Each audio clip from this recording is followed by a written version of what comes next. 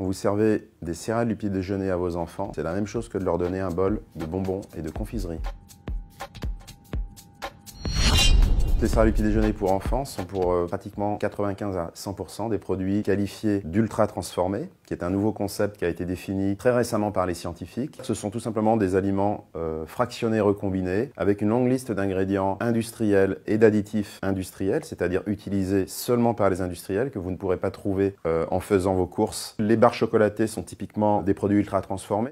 C'est-à-dire que ce sont des matrices créées de toutes pièces par l'homme, qu'on utilise ce qu'on appelle des ingrédients ou additifs cosmétiques pour redonner goût, couleur et texture à un aliment qui l'a perdu lors d'une transformation trop excessive. C'est un peu, si vous voulez, comme si on retapait une vieille bagnole pour essayer de lui redonner une seconde vie, mais si vous voulez, le fond reste déjà bien abîmé. Les produits ultra transformés ont trois grandes caractéristiques qui font que lorsqu'ils sont consommés régulièrement, ils sont délétères pour la santé. Tout d'abord, ce sont des sources souvent de sucre rapide pour la majorité d'entre eux, c'est-à-dire qu'ils élèvent le niveau de glucose dans le sang de manière très importante.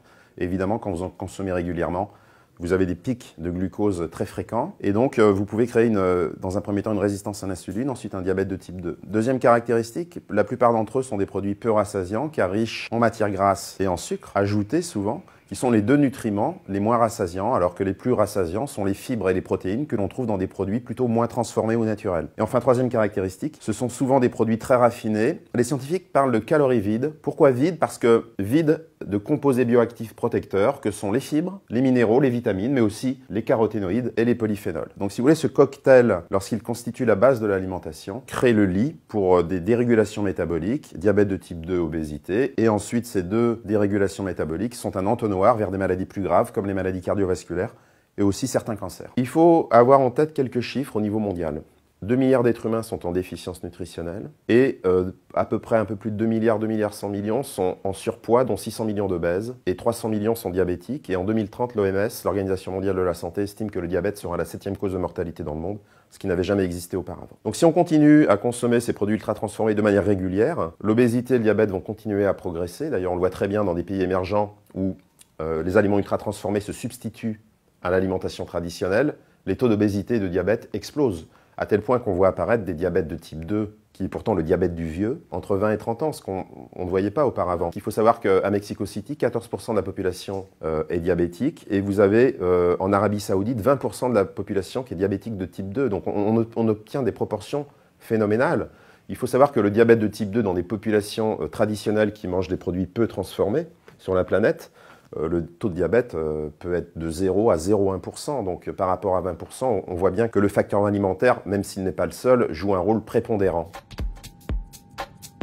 D'abord parce qu'ils sont conçus pour satisfaire les papilles gustatives. Ils sont souvent enrichis en sucre, sel et gras, qui sont les trois aliments les plus addictifs, entre guillemets, donc qui créent une dépendance, entre guillemets aussi, et une envie d'y revenir. Donc ils sont très bons en goût. Ensuite, ils ont souvent des emballages très attractifs, conçus pour attirer et favoriser l'acte d'achat, même pour les enfants. On voit sur les céréales du petit déjeuner qu'on rajoute des personnages de l'univers des enfants. Et puis il y a peut-être une autre raison dont on parle un peu moins, c'est peut-être aussi l'ignorance, qui fait qu'on fait des mauvais choix par ignorance. Donc les gens manquant d'éducation nutritionnelle, ce qui est bien normal, sont persuadés de faire des bons choix et souvent ces produits ultra transformés sont vendus comme étant bons pour la santé, c'est-à-dire qu'ils sont souvent assortis sur leur emballage de mentions du type enrichi en, bon pour, céréales complets, riches en oméga 3, riches en vitamines, riches en fibres, alors que c'est des produits reconstitués complets qui restent ultra transformés. La première chose à faire, c'est de lire la liste des ingrédients et additifs écrits en tout petit, émulsifiants, lécithine de soja, isolat de protéines, sucre inverti, etc. Plus cette liste est longue et moins vous connaissez les noms, plus vous avez une chance forte d'être en présence d'un produit ultra transformé. Les scientifiques brésiliens estiment qu'à partir au-delà de 4-5 de ces ingrédients et additifs industriels, on est en présence d'un produit ultra transformé. Ça, c'est la grosse caractéristique. Une deuxième caractéristique, ce sont des aliments artificiels. On parle aussi de faux aliments, comme une barre chocolatée. Vous n'avez pas d'élevage ou de culture de barre chocolatée. C'est vraiment un aliment créé de toutes pièces par l'homme. Troisième caractéristique, souvent les emballages sont très colorés et attractifs. Et puis une quatrième caractéristique, c'est ce dont je parlais, c'est-à-dire ils ont souvent des mentions qui donnent l'apparence d'aliments bons pour la santé, riches en oméga 3, enrichis en fibres, en minéraux. Mais en fait, ce ne sont que des astuces des industriels pour essayer de donner une belle image chantée à un produit qui en fait l'a perdu par l'ultra-transformation et qu'on essaye de restaurer en réincorporant des nutriments. Mais ça ne remplacera jamais les aliments naturels.